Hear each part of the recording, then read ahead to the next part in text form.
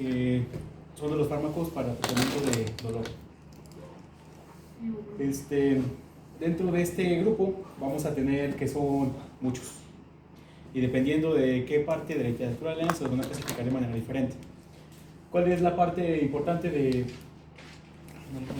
Bueno, ¿cuál es la parte importante de toda esta parte de que se agrupen en diferentes clases químicas y que todos tengan diferentes perfiles farmacocinéticos, diferentes vidas medias o diferentes ¿cómo se llama?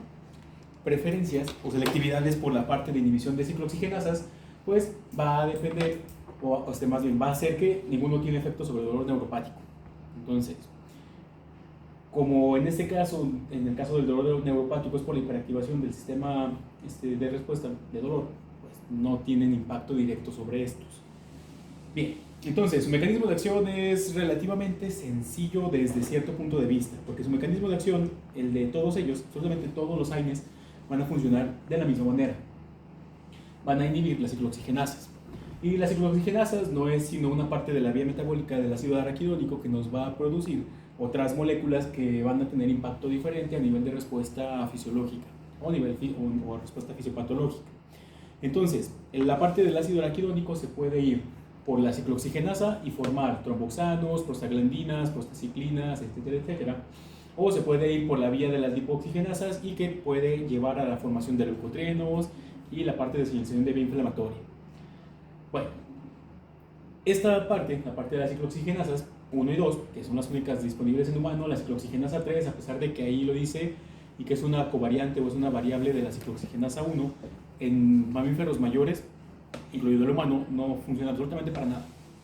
Tiene impacto, y el impacto que viene ahí de disminución de temperatura, dolor y las reacciones como febriles, ¿cómo se llama? Las reacciones afebriles es en mamíferos pequeños y en ratones. En humanos no hay. Si en algún lado les dicen que el paracetamol funciona porque actúa sobre la ciclooxigenasa 3, es una de las más grandes mentiras, porque en humanos no hay. Ok, la segunda parte es que todos los demás van a funcionar dependiendo de si es ciclooxigenasa 1 o ciclooxigenasa 2. Una es por vía constitutiva, otra es por vía, ¿cómo se llama? Recuerden que hay dos vías, hay una que se llama vía constitutiva y otra que se llama vía de la secreción de hormonas y señalizadores. No, una que está constante, muy constante. Me olvidé el nombre. Bueno, no constitutiva. Entonces, una se está secretando de manera muy constante y otra simplemente cuando es requerida. La parte, porque en todo caso y en todo momento nuestro cuerpo, sobre todo sobre la parte de la protección gástrica, se va a estar secretando de manera constante y de manera adecuada para mantener una secreción mucosa adecuada, una secreción de bicarbonato adecuado y que puede aumentar cuando nosotros nos alimentamos. Bien, esa vía y esa parte importante de las prostaglandinas, sobre todo la prostaglandina E2, es la que más va a impactar ahí a nivel gastrointestinal. Tenemos las otras dos ciclooxigenasas que en el caso de la ciclooxigenasa 1 tiene un impacto mucho mayor hacia la formación de los tromboxanos. Y los tromboxanos que tienen que ver con la parte vascular y con la agregación plaquetaria. Entonces, generan agregación plaquetaria. Y dependiendo de cuál vasculatura estemos observando, si es renal o es no renal, puede causar una vasodilatación o una vasoconstricción. Ahí se va a hacer un poquito variable. Entonces, ¿cuál es el punto importante aquí? Que al bloquear esa formación de ciclooxigenasas, al bloquear la actividad de la ciclooxigenasa, los AINES van a tener impacto en todos ellos. Por esa misma razón, independientemente del AINE que nosotros estemos utilizando, a pesar de que tenga una selectividad mayor hacia la ciclooxigenasa 2, va a tener impacto directo a la parte renal, a la parte cardíaca, un poco hacia la agregación plaquetaria y más o menos hasta ahí, y la parte vasodilatadora. Y además nos va a ayudar a disminuir la parte de señalización hacia la vía inflamatoria y hacia la vía de respuesta febril. Entonces, disminuye la fiebre, disminuye la parte inflamatoria, generan vasoconstricción y generan una regulación de la excreción de sodio y agua, haciendo que disminuya, que ese es un poquito de problema en este caso. Bueno, el AINE o en general los AINES, la mayoría de ellos va a actuar con una dosis dependiente, un mecanismo de acción dosis dependiente. La aspirina, que es el prototipo de AINE, bloquea por igual la ciclooxigenasa 1 y la ciclooxigenasa 2. ¿De qué va a depender? De la dosis que nosotros estemos dando. A dosis menores tiene una predilección por la ciclooxigenasa 1. A dosis mayores va generando una inhibición hacia las dos partes y luego hacia la ciclooxigenasa 2. Por eso, la aspirina en dosis muy bajas se utiliza por el bloqueo de los tromboxanos. Ayuda a la no agregación plaquetaria y genera un poquito de vasoconstricción. Es lo que nosotros ahí, vasodilatación, que es lo que nosotros estamos buscando. A dosis mayores suele generar analgesia, disminución de la temperatura, y a dosis mayores todavía genera un efecto antirreumático. Entonces, es el AINE por excelencia. Después de eso... Perdón que lo interrumpa. Hola. Ya hay confianza. ¿Qué me Préstame las llaves del horno. No, hombre, ¿para Casi hay confianza. Las presentaciones. Ya te mandé como 10,000 millones de mensajes por teléfono. Ahorita la Y yo te dije salida 3 veces. te vienes aquí a un lado y lo hacemos. Ok. Ay, Yo te dije 3 veces. Yo sé. hoy sí va a chambear. Sí, defensa. Pero ahorita salida, antes de que lleguen mis otros de la noche. ¿Tú tienes otra clase? Ah, pero yo también iba a decir ya lo sé, mismo. pero ¿Tienen son clases tan cuatro, tarde? más enteras. Sí, cierto. ¿Yo no voy a ser Estoy fisiopato? curando con neumonía. No, ya acabé. O sea, ya acabé con ellos. Ya les puse 60 a todos. Ya sus sin 70. derecho a la Su sin mitad. derecho. ¿Que no tienen que hacer un examen el viernes? No, los de videojuegos se los fui a llevar. No, los de Tera. Se No, los sí, los de Tera fio- sí. ¿Qué? Ah, esos de fisiopato sí. A nosotros no Ok. nos fío. No, nada. es que ese semestre sí he estado bien saturado extra clases. Y con ustedes tenía más tiempo. Ah, Yo qué espero padre. para el que siga Éramos tener una más inversión. tiempo y volverlos a torturar con todo. Entero. Bueno, perdón por interrumpir. ¿Te las traigo o a la salida? No, ahorita ya sale. Va, cool. Por internet. Ok, entonces, ¿qué? Dijo que las Aines- aspirinas a dosis Aine por altas, excelencia. no las sí. muy altas, las altas eran para... Sí, funciona como... Analgesia, Bueno, disminución funciona de la más para temperatura y fiebre e efectos inflamación. antirreumáticos. Se van a encontrar que los AINES, en general, hay tablas mucho más grandes. Esta es nada más una pequeña representación, pero todos los AINES van a tener impacto en cada uno de los sitios en los cuales tiene un mecanismo específico. Entonces, hay unos que son muy buenos analgésicos, otros que son muy buenos antiinflamatorios, otros que son muy buenos antipiréticos, otros que van a tener como una actividad antiespasmódica, pero no por la parte de la ciclooxigenasa, sino por vías alternas de señalización muy similares a las cannabinoides. Entonces, cada uno tiene como ese espectro gigante. Ok. Entonces, la parte de la aspirina, si se fijan, analgésico no es muy buen analgésico. Antiinflamatorio, pues ya suele ser un poquito mejor, pero tampoco es el mejor. Como antipirético, ya funciona. Como antiespasmódico, no funciona. Y como antiagregante plaquetario es el mejor. Entonces, eso es para lo que cuando vayan a elegir un analgésico o un AINE específico para una persona, tienen que tomar en consideración todo eso. Una pregunta. El otro día veíamos que en países como Alemania se utilizaba la aspirina para tratar la preeclampsia, pero nuestro doctor de salud en la comunidad dijo que en México no se usa, que porque era muy peligroso. Pero ¿sí es cierto que no se usa por eso o no se usa porque no hay presupuesto suficiente para Dijo que era usar eso? peligroso por la automedicación. No se usa porque tiene que ser dosis demasiado Sí, específicas. microdosis, ¿no? Porque tiene que irse hacia la parte de evitar la agregación plaquetaria y generar como esa vasodilatación para que la paciente con preeclampsia no esté generando trombos y no esté generando esa presión elevada de manera constante, y tiene que ser a dosis menores que las que se dan, por ejemplo, para una protección cardiovascular en los pacientes con infartos, que es menos de 125 miligramos.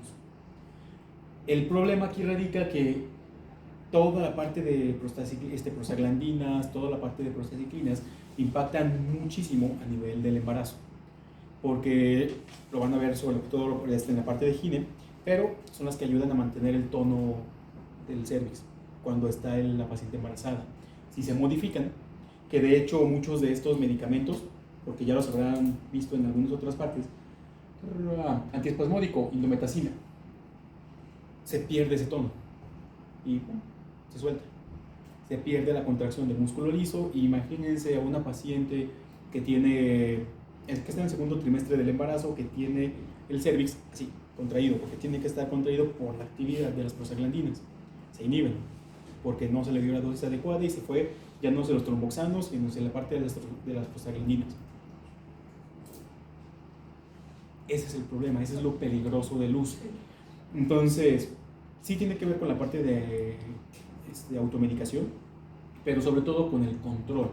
Se van a topar con pacientes que van a consultas prenatales, nunca van a una consulta prenatal y llegan ya así ya sea con un sangrado o con una complicación del bebé o ya nada más para que el bebé nazca. Y le preguntan de sus citas de control prenatal y no llevan absolutamente ninguna. Una porque no sabían, otra por no tenían dinero y otra porque simplemente les vale. Sí, luego a veces tienen otros hijos que tampoco fueron y dicen, Pues si Ese no es el- a fue, sus hijos no les pasó si a nada. nosotros no y les van. pasó nada. ¿Sí? Entonces, ese es el problema principal. No que no se pueda utilizar. Sí se podría, siempre y cuando vean que es una paciente que sí es consciente y sí va a seguir las indicaciones. Si no, no. Y eso es lo que lo hace complicado. Deben ser dosis demasiado específicas. Porque Decía incluso 20 miligramos, ¿no? Algo así, menos de 20 miligramos.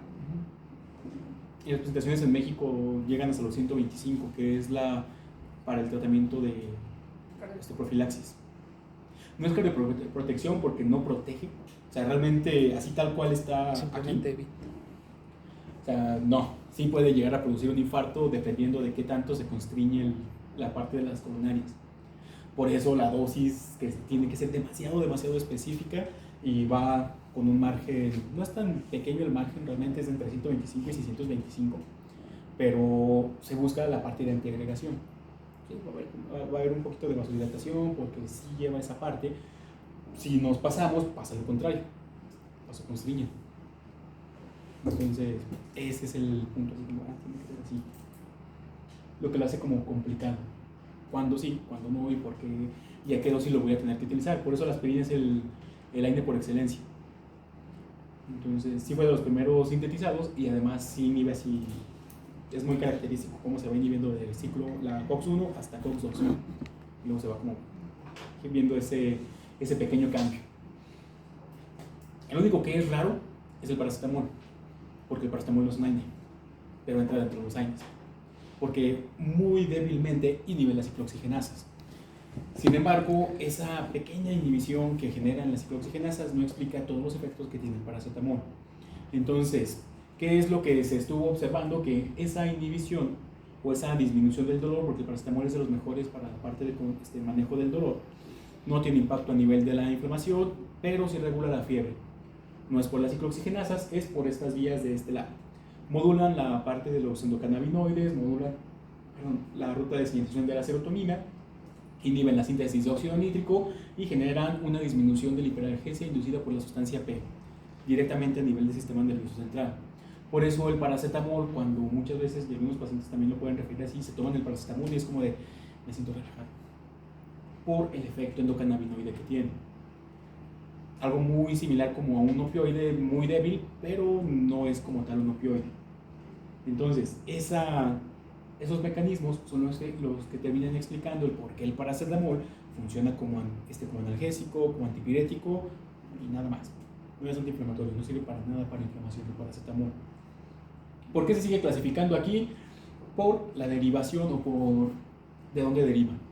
O sea, realmente por esa es una de las causas, y la otra es porque durante mucho tiempo se clasificó como un AINE, porque se creía que a pesar de que inhibía muy débilmente las ciclooxigenasas, pues la dosis que se daba era la suficiente para generar ese impacto. Bien, no que tengan que recordar todas las clasificaciones de todos los AINES realmente, los que están marcados con un asterisco. Lo que sería la parte de nimesulida, el paracetamol, que son AINES no ácidos. El paracetamol no es un AINE, pero es un AINE. Nimesulida es un AINE no ácido. Y el metamizol está en veremos, porque a pesar de que no es ácido, no está clasificado como un AINE no ácido. ¿A qué se refiere eso? Todos, y como lo vieron ahí en la primera diapositiva, Sí. todos los AINES son ácidos orgánicos y son ácidos débiles. Entonces, eso quiere decir que tienen además un impacto diferente a nivel gastrointestinal dependiendo de la dosis que nosotros lo estamos dando. Aunado a que se van a modifica las absorciones y las farmacocinéticas dependiendo de la acidez estomacal. Bueno, fuera de esos, absolutamente todos los demás van a ser ácidos, todos. No hay ninguna INE que no sea ácido, van a variar ligeramente. Dentro de los inhibidores selectivos de la COX-2 hay algunos que van a funcionar ligeramente más básicos, pero siguen siendo un poquito más ácidos que los no ácidos. Bueno, y esta clasificación de ácidos y no ácidos no se utiliza tanto porque al final de cuentas nos interesa más vidas medias o tiempo de acción en el cual va a estar haciendo efecto el medicamento, el principal impacto sobre la parte inflamatoria, sobre la parte analgésica, sobre la parte de la fiebre y prácticamente la ciclooxigenasa que inhiben. Eso sí es lo que más suele impactar y lo que más suele importar. Porque dependiendo de esas situaciones, nosotros vamos a elegir uno específico, un AINE determinado para lo que nosotros estamos buscando. Entonces, el mejor analgésico, ketorolaco. Es el AINE que tiene el mejor impacto a nivel analgésico y de ahí hacia abajo. Metamizol, clonixilato de lisina, diclofenaco, ketoprofeno. Bien. Como antiinflamatorios, absolutamente todos los derivados del ácido propiónico, que aquí no me acuerdo cuáles eran, sí, ibuprofeno, naproxeno, fenoprofeno, todos los profenos son muy buenos antiinflamatorios. Después los cicames, diclofenaco, que también es un buen analgésico, y nimesulida e indometacina. Una cosa importante, nimesulide ya no se comercializa, demasiados efectos secundarios en adultos, en niños todavía se utilizaba, pero su principal efecto era como antipirético a nivel de los pacientes pediátricos. Después ya no se utiliza tanto, salió de las listas, pero todavía por ahí lo pueden encontrar. Bueno, la parte gastrointestinal no quiere decir que tenga o que nos vaya a proteger la parte gastrointestinal, ese es la parte del efecto negativo. Es decir, que pueden llegar a producir irritación gastrointestinal, úlceras o perforaciones. La aspirina es el principal. Independientemente esté o no esté con un recubrimiento entérico, por su inhibición de las ciclooxigenasas va a terminar generando un daño a nivel gastrointestinal. Por eso todos son así, pero más algunos con mayor impacto. El mejor antipirético, metamizol. Cierto. La parte antiespasmódica, el metamizol, clonixinato de lisina e indometacina van a tener impacto sobre una parte de la parte de prostaglandinas y otro por los mecanismos similares al paracetamol en la parte endocannabinoide. Por eso relajan el músculo liso. Los demás, si se fijan, no vienen listados más, no tienen tanto inferencia o no van más directamente relacionado con esta parte. Importante, sobre todo cuando vayan a utilizarse en pacientes embarazadas. Metamizol, clonixinato de lisina, indometacina no se utilizan. Se pueden utilizar si queremos que se relaje el músculo liso, fuera de eso no. Y también es la razón por la cual se combinan con otros antiespasmódicos, como la iosina, la butyriosina, para favorecer y para potencializar ese efecto antiespasmódico. De ahí la combinación de iosina, metamizol, butyriosina, metamizol, por su doble impacto. Bueno. Dosis, también hay muchas. ¿Cuál es la parte más importante en este sentido? Si se fijan, los últimos dos, que son los coxibes, son los que en conjunto con los cicames, que fueron de los últimos inhibidores que se fueron desarrollando, pero son los que tienen un margen de seguridad muy estrecho, demasiado. Porque el toricoxib es el Celecoxib. Mi dosis inicial, 200 miligramos cada 12, en el caso del Celecoxib, y la dosis máxima son 400. Quiere decir que al día yo le estoy dando el máximo de dosis permitida a mi paciente. En el caso del toricoxib, pues sí puedo darle como 2 al día y sigue siendo el máximo. La ventaja del toricoxib es que es cada 24 horas la dosis. Teóricamente debería quitarle el dolor. Eso por su elevada selectividad.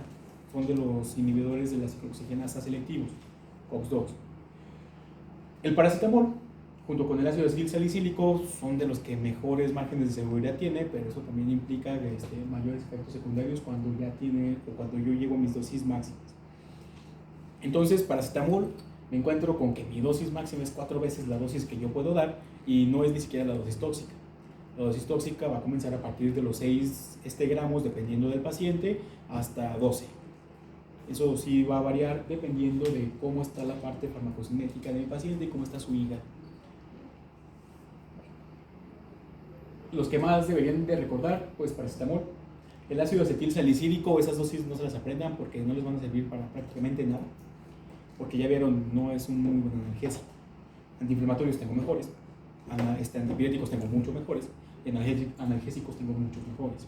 Entonces, paracetamol, que es el AINE no AINE, y que es el que tiene otras características, la parte del ibuprofeno, que es el mejor antiinflamatorio, metamizol y naproxeno, por su capacidad antipirética, y el naproxeno porque suele tener como buen impacto a nivel, ¿cómo se llama? A nivel antiinflamatorio, y además puedo darlo a dosis muy elevadas. Pues no tengo tanto problema en ese sentido. Bueno. Ok, entonces, ¿qué es lo que va a pasar aquí? Que todos ellos, absolutamente todos, menos el paracetamol, tienen los mismos efectos secundarios que nos importan bastante, sobre todo el sangrado, las úlceras o deterioro renal rápido. Como las ciclooxigenasas a nivel renal generan la vasodilatación y vasoconstricción de las arteriolas aferentes y eferentes para regular la presión a nivel de la parte renal y modular las reabsorciones de sodio y agua, tienden a generar como ese daño rápido en ciertos pacientes. Además, que va a hacer que el paciente retenga líquidos, y todo paciente con hipertensión teóricamente no debería estar utilizando demasiado tiempo los AINES, porque lo va a tener en descontrol, y siempre suelen descontrolar ligeramente en estos casos, exceptuando metamizol, porque el metamizol, cuando se administra muy rápido por vía intramuscular, genera hipotensión, que es el efecto más asociado a por administración rápida. Después, todos ellos, y absolutamente todos, tienen un techo analgésico muy específico, porque al momento de que se bloquean todas las enzimas ciclooxigenasas, yo ya no tengo otra forma de generar una disminución ni del dolor, ni de la inflamación, ni de nada. Simplemente no importa la dosis más elevada que yo dé, pero sí voy a poder intoxicar a alguien. Bueno, y además, luego la parte de la coagulación, razón por la cual a los pacientes, cuando tienen dengue y necesitan un analgésico, un antiinflamatorio, un antipirético, no se les puede dar AINES más que dos. Paracetamol, porque para empezar no es un AINE, y hay otro. ¿Ketoprofeno? Yo lo he visto. Metamizol. Es el único, o son los únicos que se les puede dar. Todos los demás van a terminar generando como esos efectos antiagregantes, especialmente la aspirina. No se les da. Y para que sea demasiado selectivo a ese punto, por ejemplo, si yo quisiera dárselo como prevención a un paciente con un infarto, otros no pueden. Tiene que ser aspirina, porque sí es mucho más selectivo las dosis tan pequeñas que yo lo doy. Bien, después de eso, interacción con prácticamente cualquier medicamento que nosotros tengamos, exceptuando el paracetamol, que sí va a influir en la parte del metabolismo hepático, pero es el único que yo voy a poder combinar con otros AINES. Todos los demás AINES no los puedo combinar. Por eso el paracetamol se lo encuentran con naproxeno, diclofenaco, ácido acetilsalicílico, etcétera, etcétera, porque no es un AINE. Entonces no tiene ese efecto de techo. Combino el paracetamol, combino el otro AINE y ya mejoro la parte de dolor, la parte antiinflamatoria por las dos vías. Y eso es como una pequeña tabla de con qué interaccionan todos los AINES. Todos van a tener interacción con el alcohol. Los no selectivos tienen menos interacción, pero al final de cuentas pueden terminar también con el efecto antabús. Pero si se fijan, todos van a potenciar hasta cierto punto, incluso con... ¿Dónde están mis...? Aquí están, los corticoides. Con los corticoides también tienen pues un pequeño impacto, ya sea la parte de efecto gastrointestinal por las prostaglandinas, las hemorragias. Imagínense que mi paciente está tomando captopril, le doy dosis altas de ácido acetilsalicílico o de otros AINES y adiós riñón. Entonces el efecto protector que yo estaba dando deja de funcionar. O que mi paciente que estaba tomando anticomiciales comienza a convulsionar por el efecto de acúmulo de estos dos medicamentos. Así que sí. De hecho, ¿cómo se llama? Antibióticos, y con los antibióticos también van a tener como esos efectos, mayor toxicidad, convulsiones, sí. No están exentos de, ¿cómo se llama?, de efectos adversos. El paracetamol, a pesar de que es el mejor, también va a terminar generando estos efectos. Aquí la otra parte es que hay AINES que van a tener una predilección por una vía de metabolismo. No que no se puedan metabolizar por las otras, sino que tienen predilección por una. Conjugación y vía oxidativa. Entonces, en el caso de la parte del metabolismo por conjugación, su mecanismo de eliminación suele ser por vía renal. En el caso de los oxidativos suele ser por vía biliar. No quiere decir que no se eliminen por los dos, también se van a eliminar, pero el punto importante va a ser que si mi paciente tiene falla renal, yo tengo que evitar todos los AINES que se metabolicen por vías de conjugación. Es decir, ketoprofeno, ketorolaco, celecoxib, metamizol. Si mi paciente tiene enfermedad hepática, entonces utilizo todos los que se van a metabolizar por la vía de conjugación. Los tricames, diclofenaco, ibuprofeno, naproxeno, ketorolaco. Dependiendo de pues, cuál es el indometacina, naproxeno. Debo de pues, modificar uno u otro. Van a encontrar con que no se hace eso. Al paciente se le da AINE y así, porque no se tomó en cuenta y luego el paciente llega con un poquito de descontrol, llega con más daño a nivel renal y es realmente porque la vía metabólica. Bueno, en la falla renal sí debo reajustar la dosis, en la falla hepática usualmente no, a menos que yo esté ante un paciente anciano. En el paciente anciano lo voy a tratar como si fuera con falla hepática y voy a hacer un reajuste de dosis del 30 al 50%, dependiendo de pues, mi paciente. Si es un paciente que no veo que tenga otras comorbilidades y no tenga más complicaciones más que su falla, pues no su falla hepática, su mismo envejecimiento, entonces lo dejo al 50% y vamos a hacer ese reajuste. Luego elevan las enzimas y terminan con encefalopatías.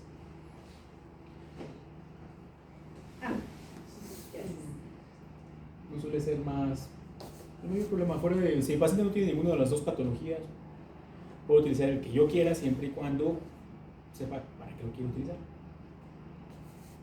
Porque luego hay pacientes a los que se les recetan, y eso también suele ser bastante común, paracetamol con naproxeno para la parte de antiinflamatorio del paciente, cuando podría tener ibuprofeno como paracetamol, que el ibuprofeno es mucho mejor, y luego la parte del paracetamol.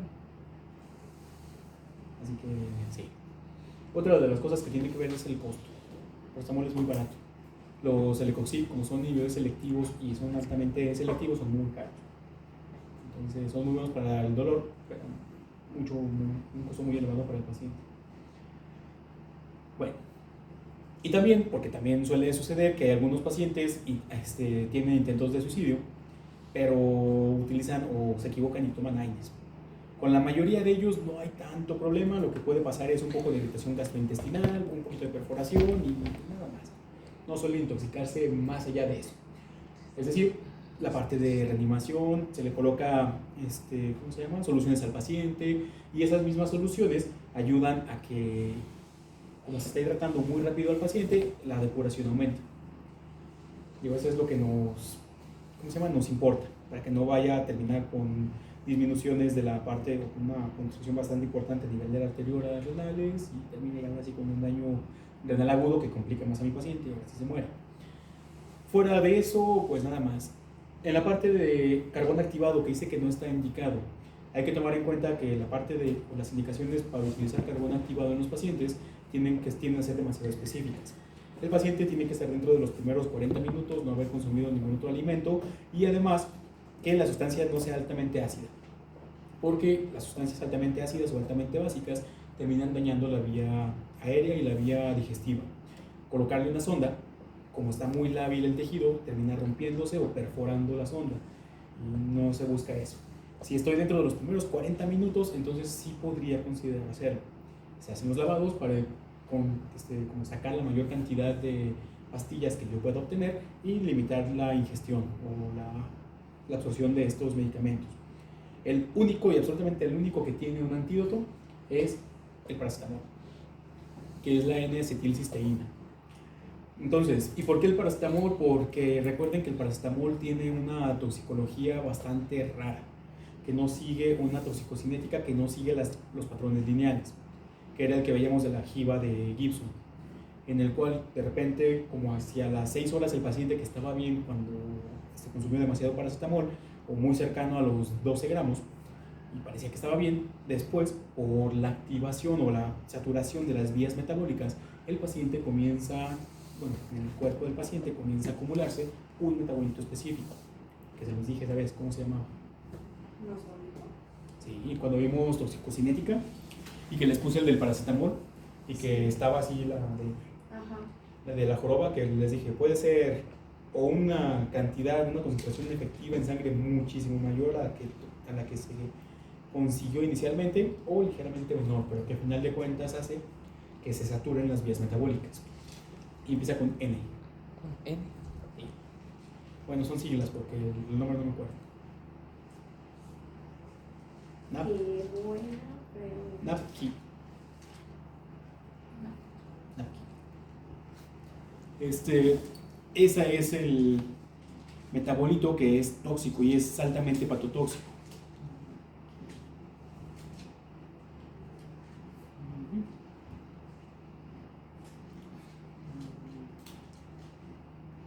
Es N-acetilpe-benzoquinona, imina.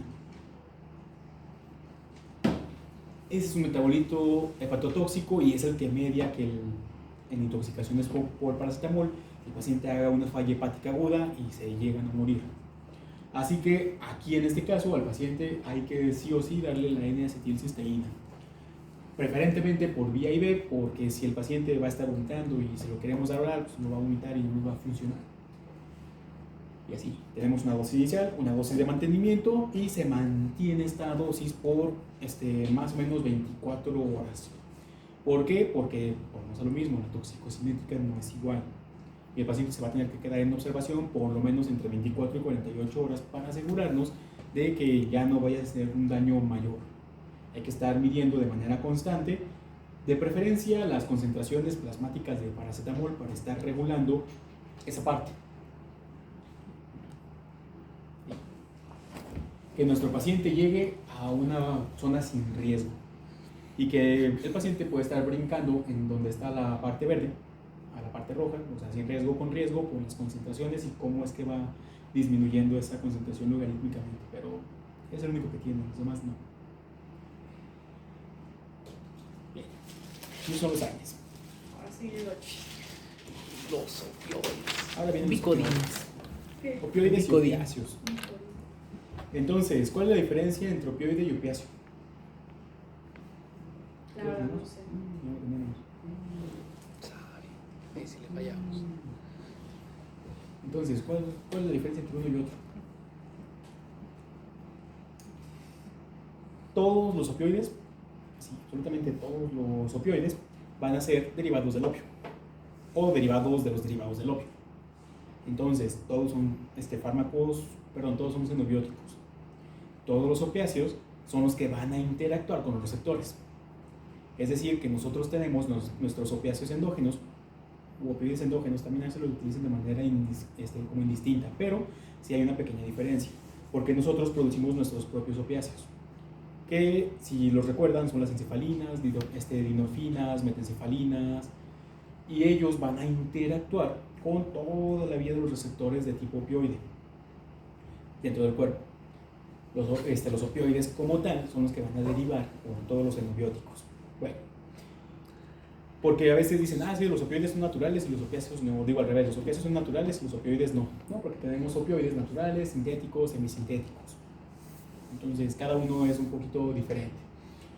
Bueno, la historia de esos medicamentos es relativamente curiosa porque todos se fueron sintetizando y como se fueron encontrando, pues se fue descubriendo que efectivamente todos y absolutamente todos crean una dependencia, independientemente del tipo opioide que nosotros estemos viendo, sea sintético, sea semisintético o sea, de hecho, los endógenos también, pero bueno, y si les llama la atención en el número 2, que tenemos la parte de la heroína es un derivado de estos medicamentos. Pero ¿por qué la heroína no parece que hace los mismos efectos que la morfina, por ejemplo? Entonces, eso tiene que ver con el mecanismo de acción de estos medicamentos. Conforme se fueron desarrollando, que se hizo la morfina y los pacientes se hacían adictos, y luego la oxicodona, y luego la desmorfina, y luego etcétera, etcétera, hasta los demás, se observó, o se fue observando, conforme se pudo hacer como toda esta parte de receptores, que van a actuar en esos tres tipos de receptores, DOR, COR y MOR. antes llamados delta, kappa y mu. Ya no se llaman así porque se encontró que cada uno de estos delta, kappa y mu eran diferentes subtipos de receptores muy similares. Así que, los encontramos en prácticamente todo el sistema nervioso, distribuidos de manera, pues ahí, no equitativa, porque van a encontrarse diferentes concentraciones de cada uno en diferentes regiones, pero vamos a encontrarlos distribuidos. Y si se fijan, entre sus localizaciones son bastante, pues, diferentes. Algunos están en las astas, otros en el sistema estriado, otros en la parte de la corteza, otros en el sistema límbico, otros a nivel hipotalámico, núcleos, núcleo accumbens, núcleos hipotalámicos, sustancia gris, ahí no sé muy bien. La parte de los troncos encefálicos, específicamente en los centros de respiración, y los núcleos, las áreas tegmentales. ¿Qué va a pasar? Que como los encontramos distribuidos en todos estos sistemas, si se fijan, las funciones son prácticamente muy similares, extremadamente similares. Desde la parte de modulación de la nocicepción, dolor crónico, dolor neuropático, hasta lo que podemos encontrar con efectos psicomiméticos. Es decir, en vez de deprimir el sistema, generan una hiperactivación de mi sistema. Bueno, y como son alcaloides, y todos los alcaloides, al igual que las metilxantinas, por alguna razón siempre son como diuréticos débiles. Bueno, de esos 3 tipos de receptores opioides, ¿en dónde queremos nosotros que actúen estos medicamentos? Pueden actuar en los 3, pero ¿en dónde queremos nosotros que actúen? MOR, COR o DOR.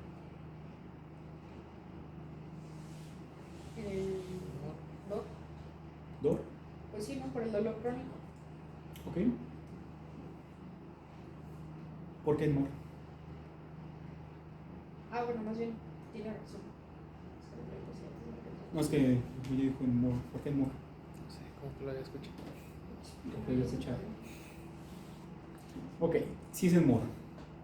¿Pero por qué es en MOR?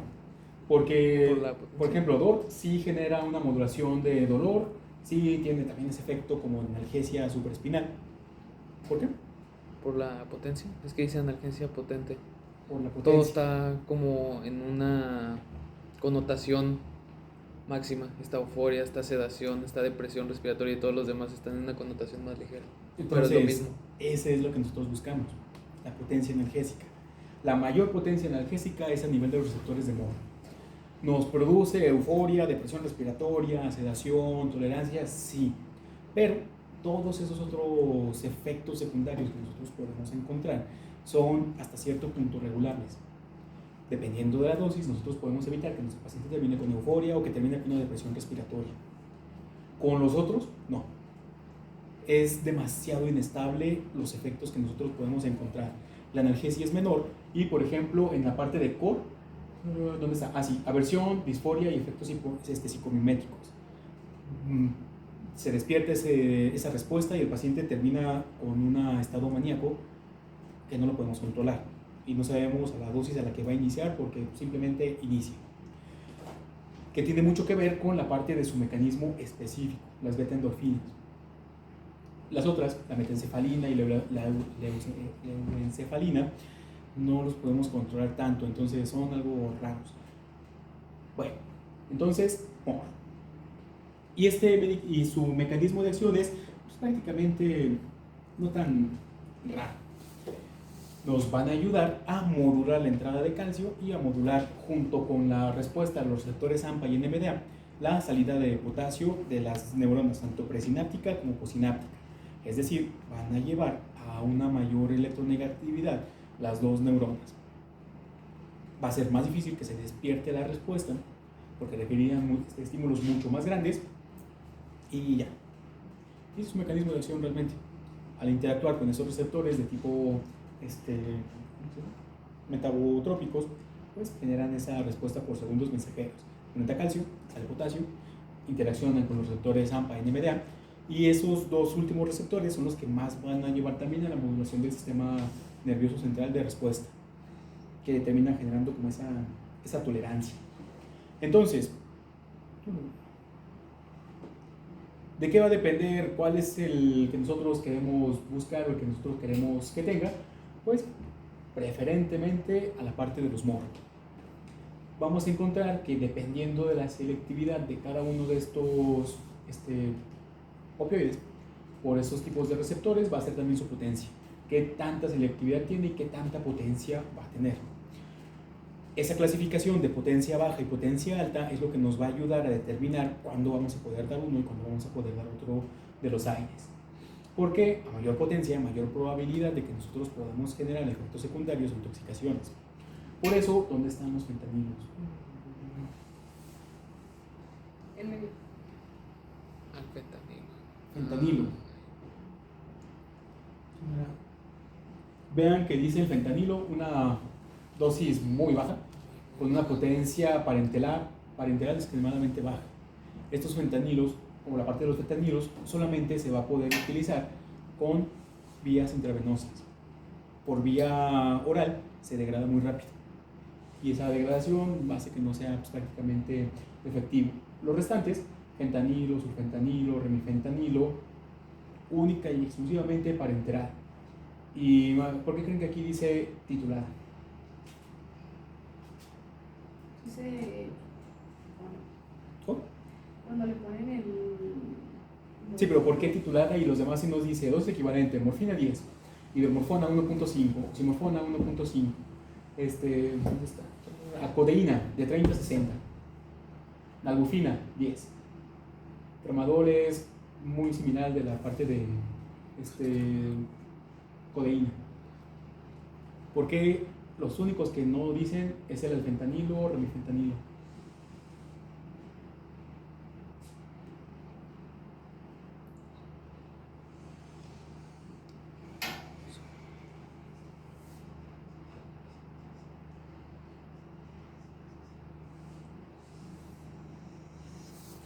Vean las dosis. Hasta abajo del remifentanilo. Ah, 0.05 Sí. microgramos. son dosis sumamente pequeñas. Sí. Microgramos por kilogramo por Microgramos por minuto. minuto. Cero, súper Por minuto. pequeñas. Entonces, Micro. pues el remifentanilo es como 2000 veces más potente que la morfina. Entonces, son dosis extremadamente pequeñas. Dosis que solamente van a poder, y por eso estos están bastante muy controlados.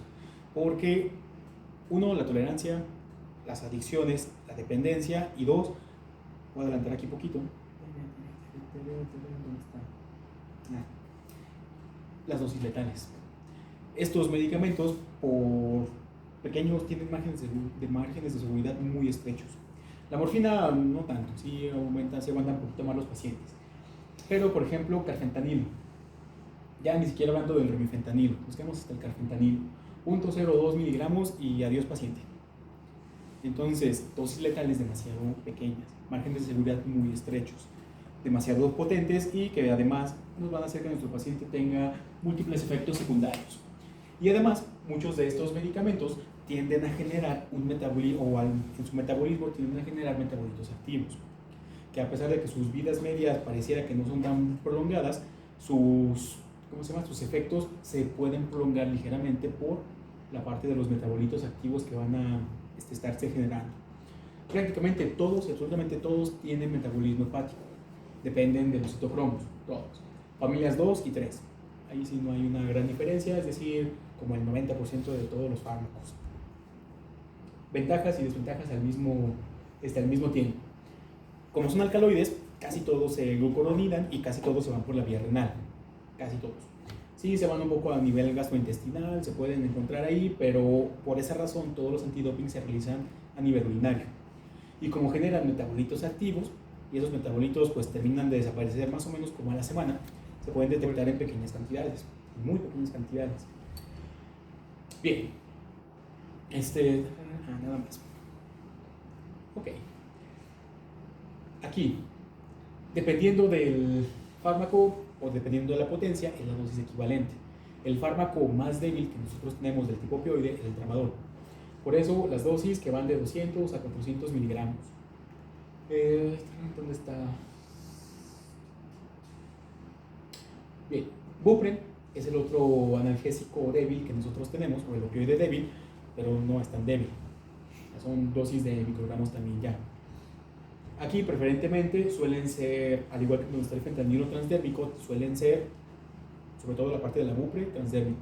Se prefiere porque son muy lipofílicos, se pueden atravesar bastante bien las barreras o la parte de todos los tejidos y se absorben y se distribuyen de manera adecuada. Bueno, ¿qué más?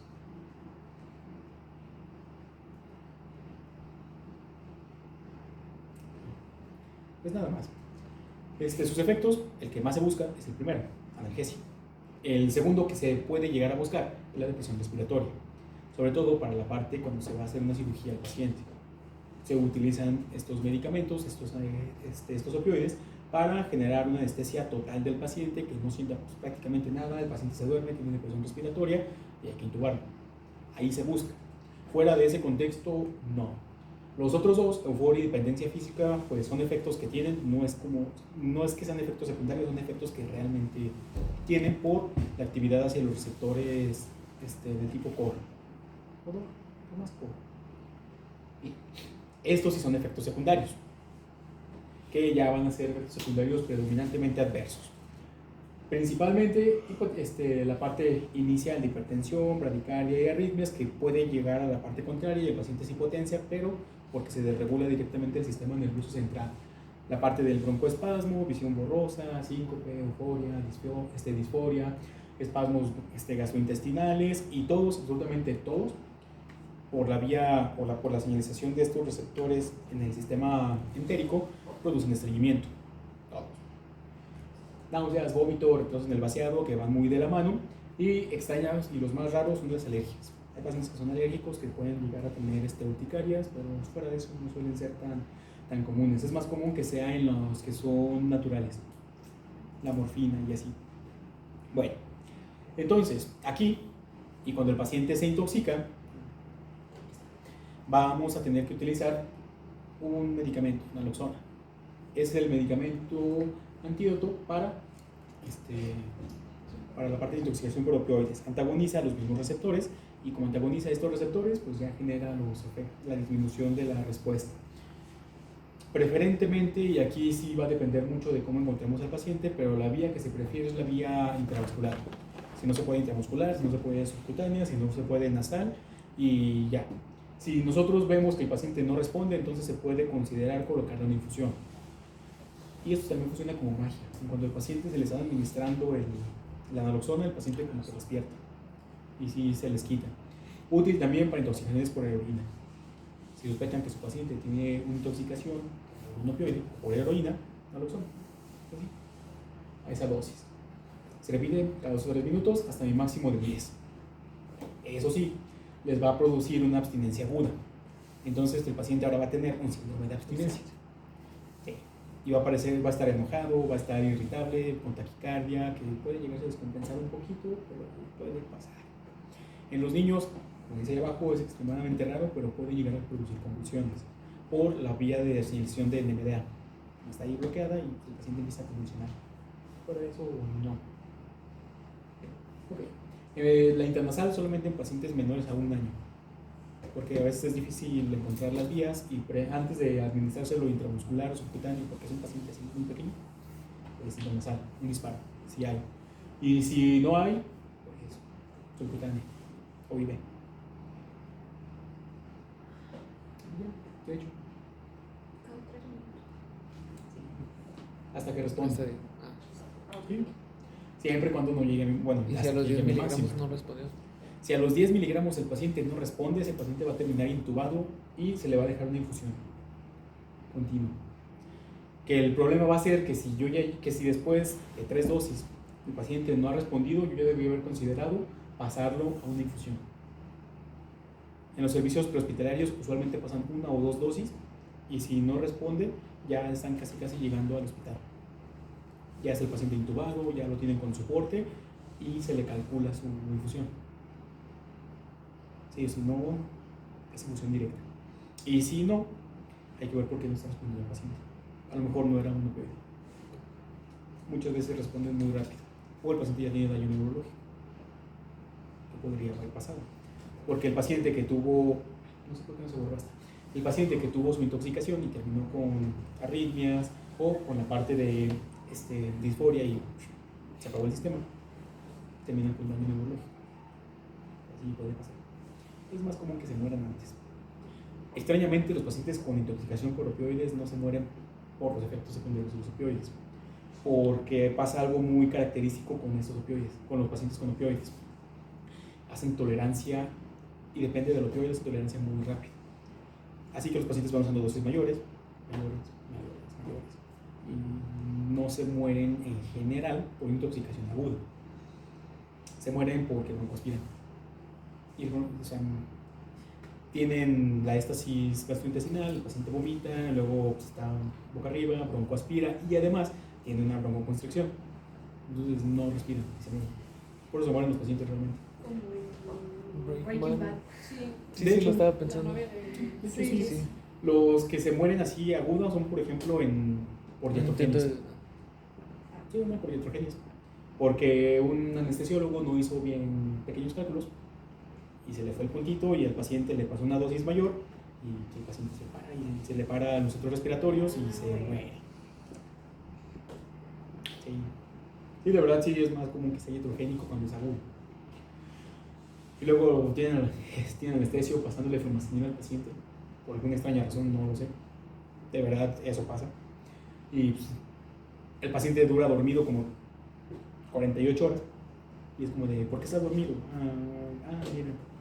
Alguien no calculó bien el opioide y al mismo tiempo no le administró el antídoto.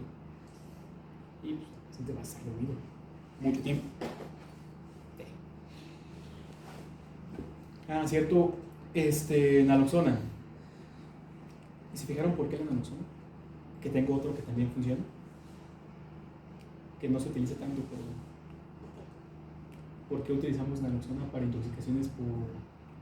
Dijo que Porque- tiene antagonista. Ajá, porque era antagonista de los receptores, ¿no? ¿Y a qué familia pertenece? La naloxona. Sí.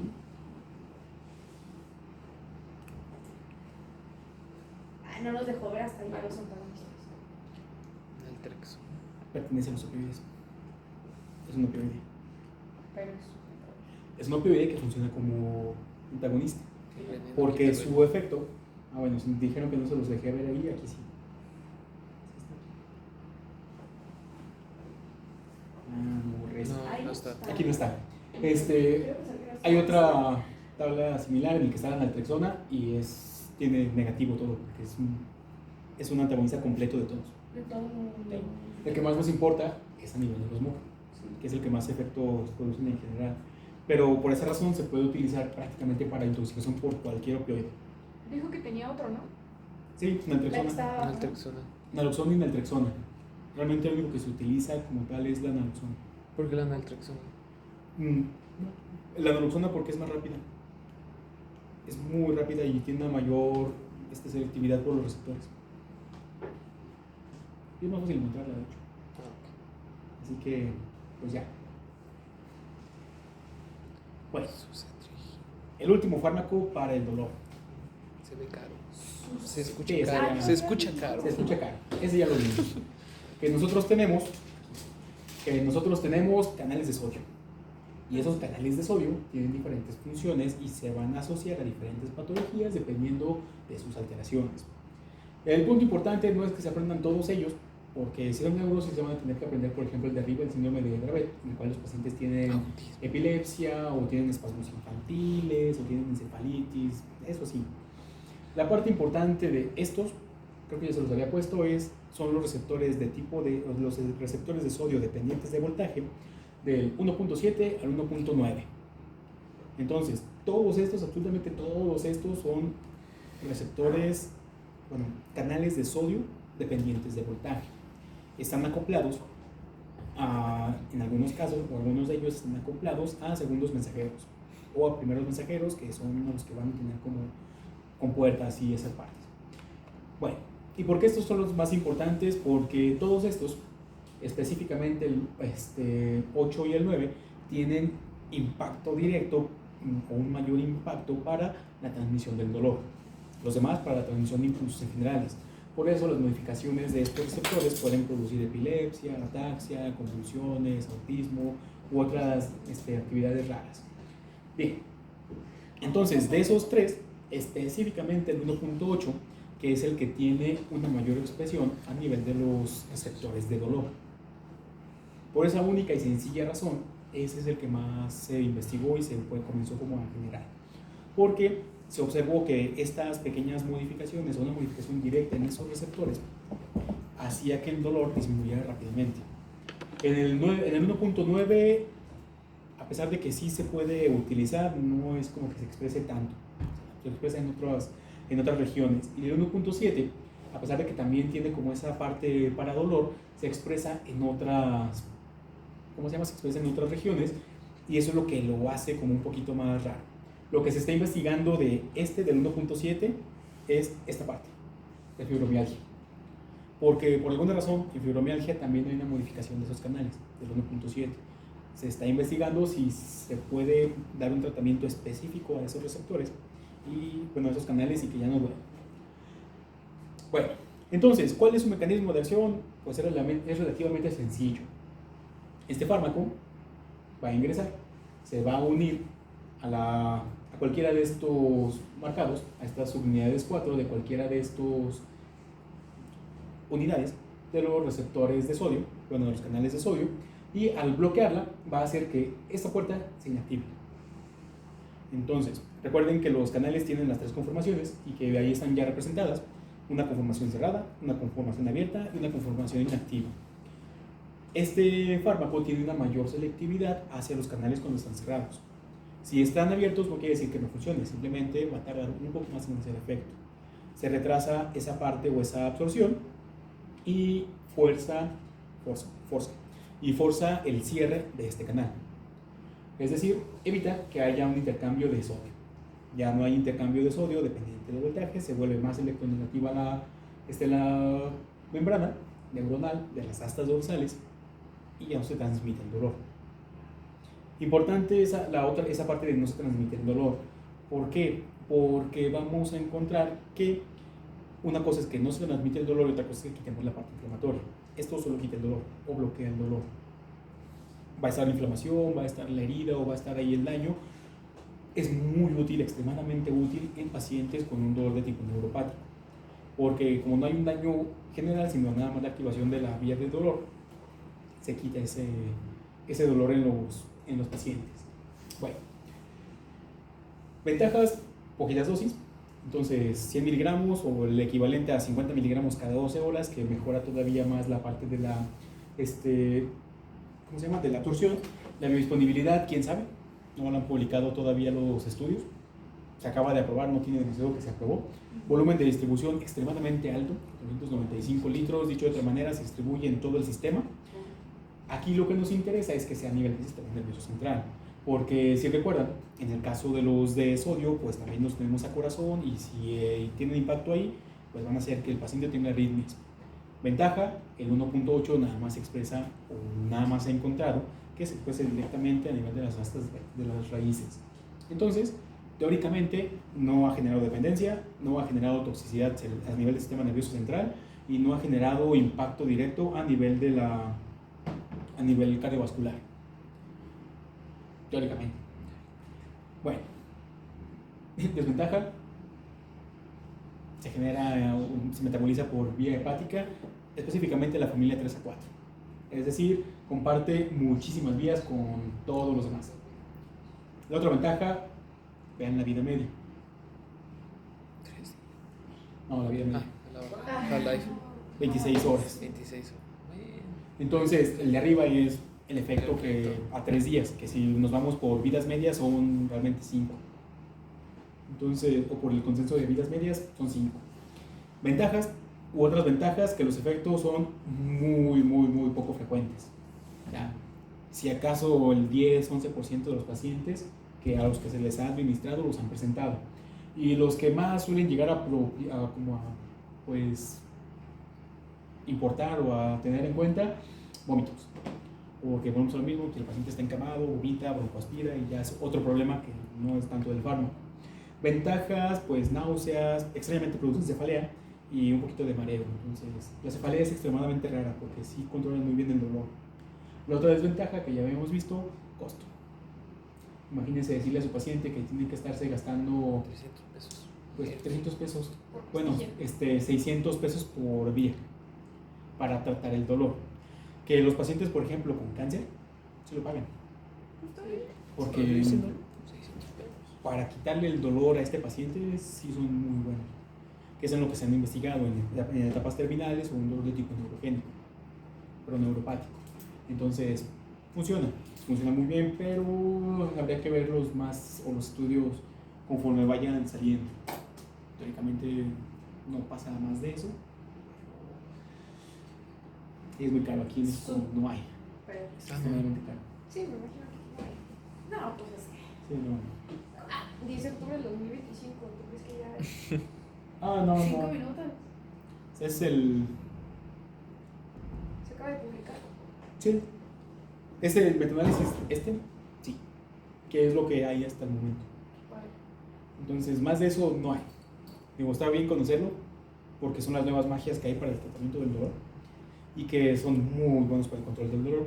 La desventaja es que sí son muy caros, demasiado. Entonces, aquí en México, por lo menos ahorita, no. Va a ser muy raro que lo puedan encontrar con un paciente. Si el paciente se lo puede permitir, adelante. Porque tiene todas las ventajas de los opioides sin, teóricamente, la dependencia. Pero recuerden que la dependencia es relativa porque los pacientes se pueden hacer dependientes incluso a AINES, que tampoco generan dependencia. Pero la dependencia ahí es más física que realmente como los opioides, que sí es una dependencia propia del medicamento por los centros de recompensa. Acá no. Ok, gracias. Muy bien. Pasamos a ver los anestésicos. Entonces, con los anestésicos locales, estos, absolutamente todos ellos, tienen la misma estructura básica. 4 subunidades, y que esas 4 subunidades lo que van a hacer es que tenga sus características así muy bien definidas. Tienen un amido aromático, tienen una unión amida o una unión éster, tienen una cadena alifática y tienen un grupo amino o amina en la parte terminal. Entonces, ¿de qué son responsables cada uno? El núcleo aromático, de la liposolubilidad. Todo lo que tenga este anillo aromático en general, este anillo aromático es altamente liposoluble, porque es benceno y el benceno atraviesa muy bien las membranas. Si está solo es cancerígeno, si no está solo no suele producir ese efecto por las modificaciones. En la parte de la unión éster determina cómo es que va a ser degradado. Si va a ser degradado por amidasas o si va a ser degradado por esterasas. Eso es lo único que va a funcionar ese grupo amida o éster. Bueno, relativamente. Ahorita vemos por qué. La cadena me dice qué tanto tiempo va a estar haciendo efecto y qué tan tóxico va a ser. Y por último, la amina me dice qué tan hidrosoluble es y qué tanto se puede unir a proteínas.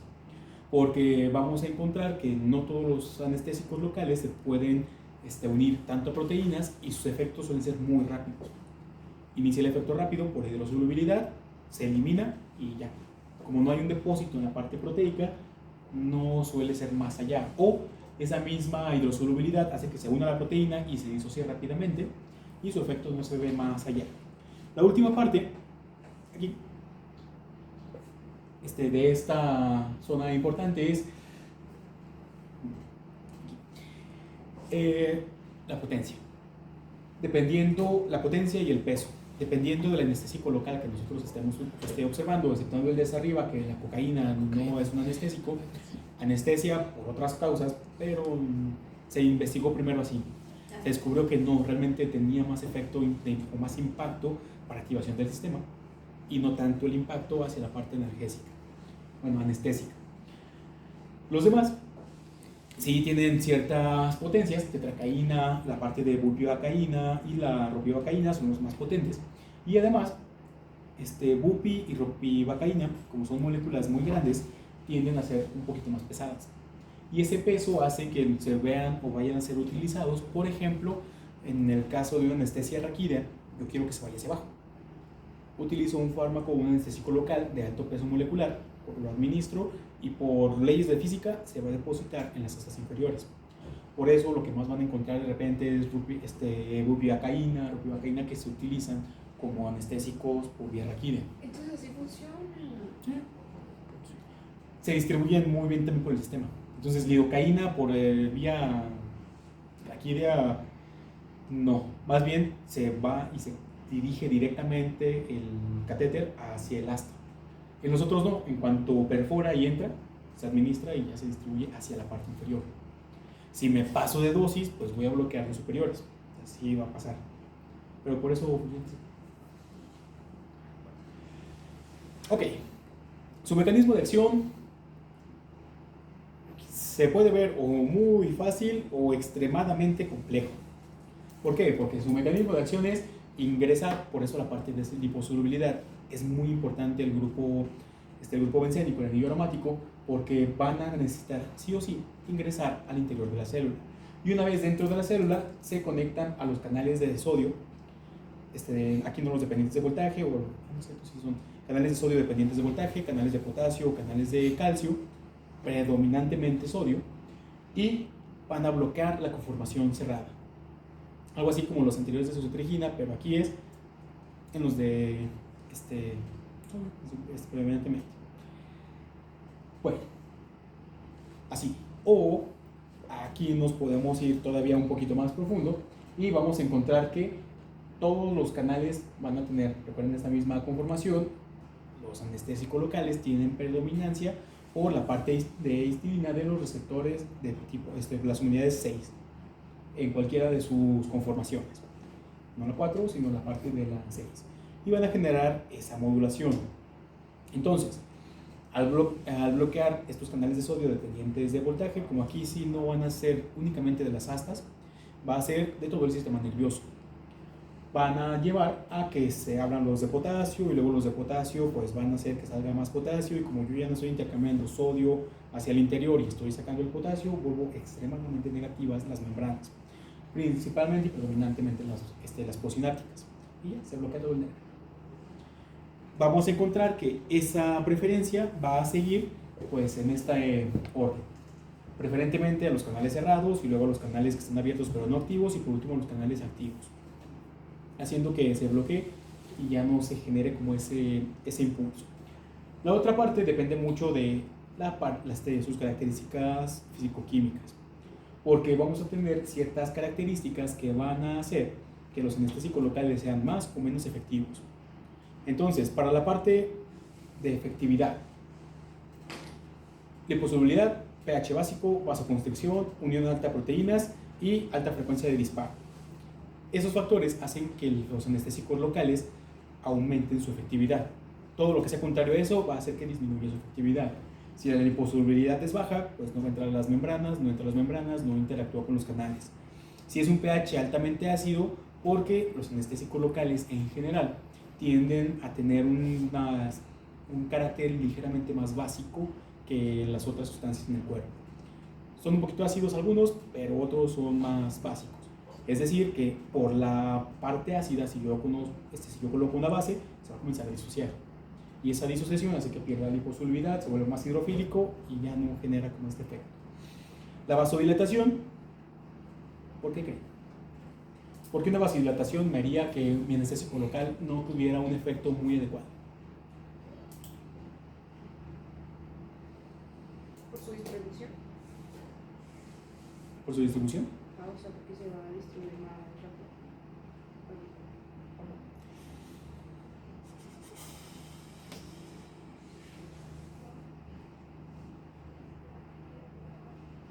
Pero se distribuye más rápido, sí me sería más rápido, ¿no? Pero no haría efecto sobre la parte que tú quieres que haga efecto. Ok, porque no haría efecto sobre la zona, sino que Entonces, se lo llevaría. Entonces se barre muy rápido. Por esa razón, algunos anestésicos locales tienen vasoconstrictores para generar la vasoconstricción y que el efecto aumente. Y además, porque usualmente cuando tengo una vasodilatación, voy a tener modificaciones en mi pH. Dependiendo de qué tan vasodilatado esté, voy a encontrar un pH ligeramente más ácido, porque voy a estancar la sangre ahí. Tengo la sangre estancada, se concentra el dióxido de carbono, se vuelve un pH más ácido, porque llegan los eritrocitos, hacen todos los intercambiadores y ya, me genera como ese sistema. Ok, entonces la parte de insuficiencia hepática por el metabolismo, no por otra cosa. Y después vamos a encontrar que van a tener un orden demasiado específico de bloqueo de sistema nervioso. Y ese bloqueo, ya lo hemos visto, depende de cómo están mis fibras. Bueno. Fibras de la A a la C. Las fibras C son las primeritas que se van a comenzar a bloquear. ¿Por qué? Porque son diámetros ligeramente más pequeños. Bueno, son diámetros pequeños y que además no tienen tanta mielina, o más bien dicho, no tienen mielina. Y la mielina funciona bloqueando esa absorción en ciertas regiones. Aquí no tengo la mielina, puede pasar rápidamente. Otra cosa importante, se fijan ahí, si se pierde primero la sensación de dolor y temperatura. Si recuerdan, las que van a generar ese efecto son usualmente las fibras B. Pero, y aquí es un pero bastante importante, dentro de las fibras C hay unas que generan ese mismo efecto, que tienen el efecto vasomotor, la parte vasodilatadora, la sensación de calor. ¿Por qué? Porque en algunas partes donde lo lean, lo van a encontrar que primero bloquea las fibras B, y luego las C, y luego las A. Realmente no tiene sentido porque lo primero que hace es bloquear las fibras C, bloquea la sensación vasomotora, y luego las fibras de dolor, y luego hacia arriba. Se bloquea y se pierde por completo toda la actividad vasomotora, toda. Entonces suelen dilatar y luego se metabolizan más rápido. Luego hacia arriba, las delta, gamma, beta y hasta las alfa. ¿Por qué es importante? Son dosis dependientes. A mayores dosis voy a ver que el efecto anestésico va a ir hacia la parte superior y yo voy a poder bloquear las fibras de propiocepción, que casi nunca voy a querer bloquear fibras de propiocepción porque yo no quiero que mi persona termine con ataxia o que termine con depresión de los centros respiratorios, a menos que lo vaya a anestesiar por completo, como un anestésico para una cirugía. Fuera de eso, yo no lo busco, no lo quiero y no me interesa. Lo único que a mí me interesa es...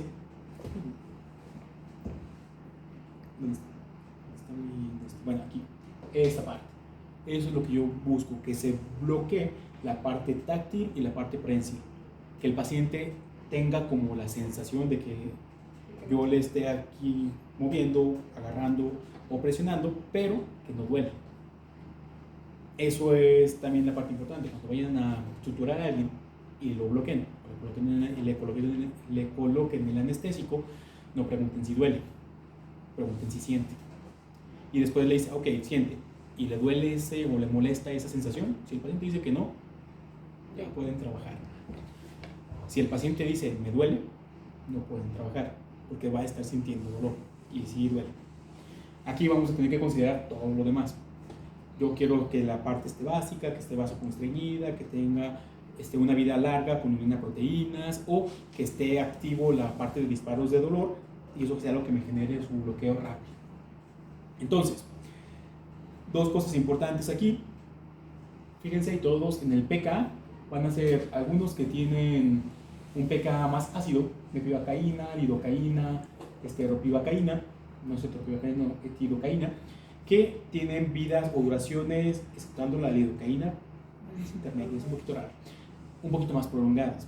Todos los demás, procaína, tetracaína, por ejemplo, para la parte ocular, suelen tener un carácter más básico, se metabolizan muy rápido, hacen efecto, pues, breve. La tetra no es por el pKa, es por, ¿dónde está? La liposolubilidad. Hace que se haga un poquito más prolongado. Bueno, así.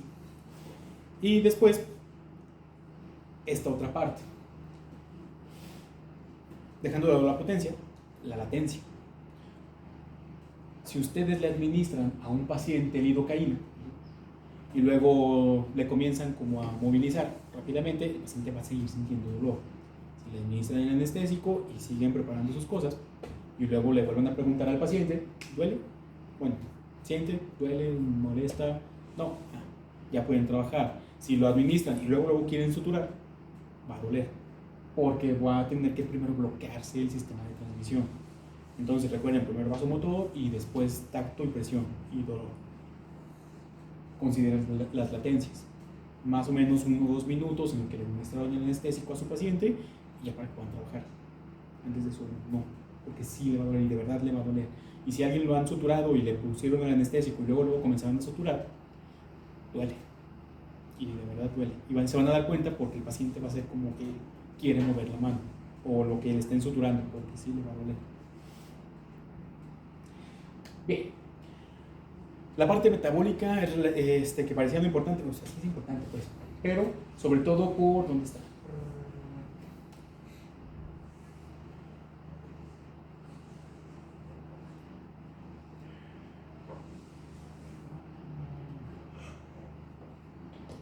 Uy, no lo tengo aquí.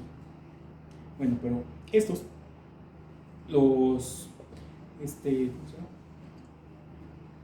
La parte de los ésteres no suelen generar tantos efectos de toxicidad.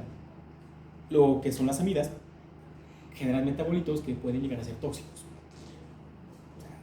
La lidocaína puede llegar a generar un poquito de intoxicación en los pacientes. Si se administran dosis demasiado elevadas por su metabolismo, genera metabolitos tóxicos. Eso es lo que hay que cuidar en este caso de los pacientes. Los ésteres tienen vidas medias muy cortas, extremadamente cortas porque se metabolizan a nivel plasmático. Los otros dependen de los citocromos. Entonces, esa es una parte.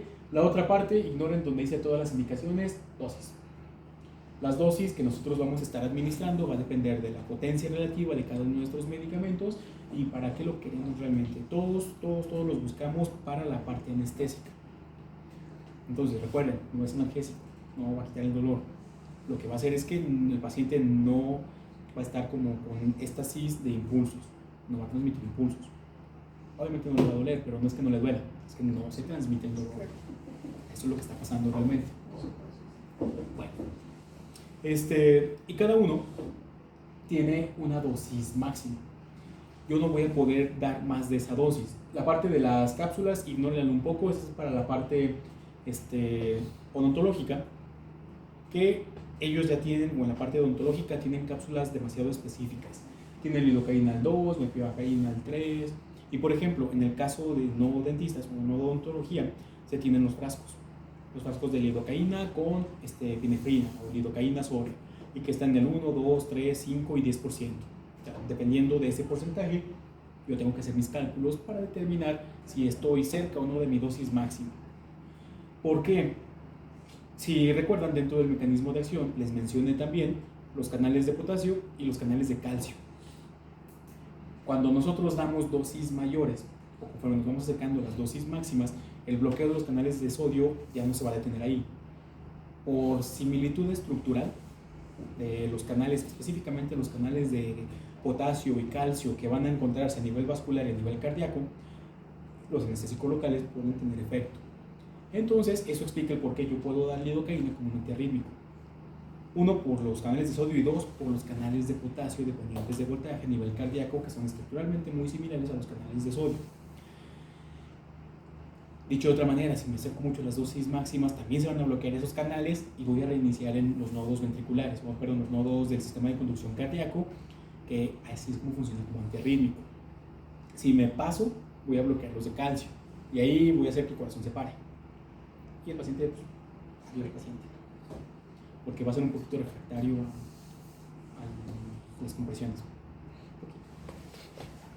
Pero para eso pues, tendría que aplicarle prácticamente como casi un bote de lidocaína al 2% a un paciente.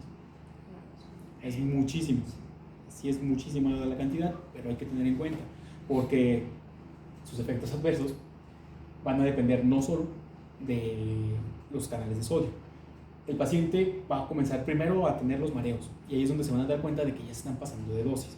Uno, porque se van a bloquear los centros hacia arriba, y dos, porque voy a empezar con el bloqueo de los canales de potasio. El paciente va a empezar a tener fasciculaciones y después de las fasciculaciones el paciente se va a desmayar y puede tener convulsiones tónico-clónicas. Casi siempre son tónicas, pero puede ser tónico-clónicas. Y luego el paciente termina en coma porque ya no va a responder absolutamente a nada y luego se le va a parar el centro de respiración. Adiós los centros directos en el tallo y no hay forma de sacarlo en ese paro a menos que le administre su antagonista. Perdón, antídoto. Este es un antídoto. O una parada cardíaca. No es que el paciente vaya a terminar con un último con parada cardíaca. El paciente puede tener arritmias, parada cardíaca y luego todo lo demás.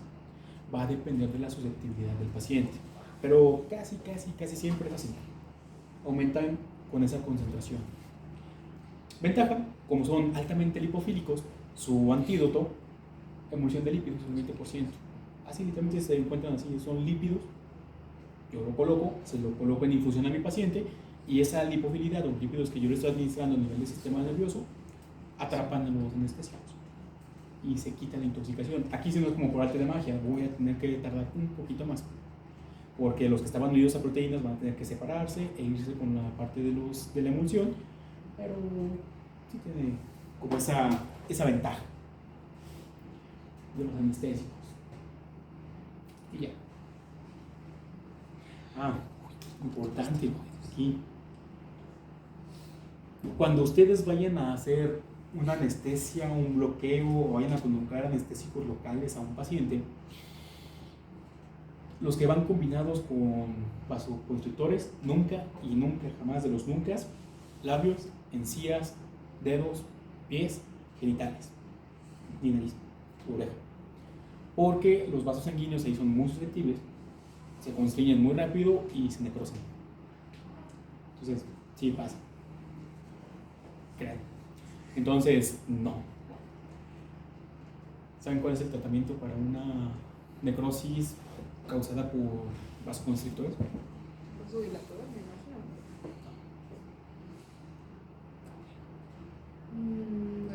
Esperen, ¿cuál vasodilatador?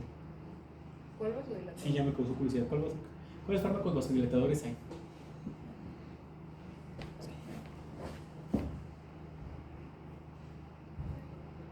¿Atopina?